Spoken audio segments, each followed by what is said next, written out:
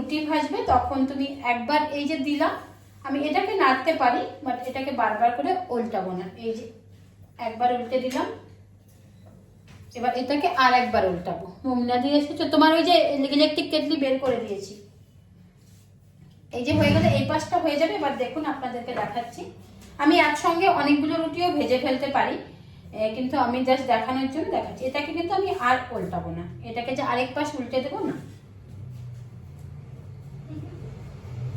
এবার রুটিটা খুব সুন্দর করে ফুলেও যাবে।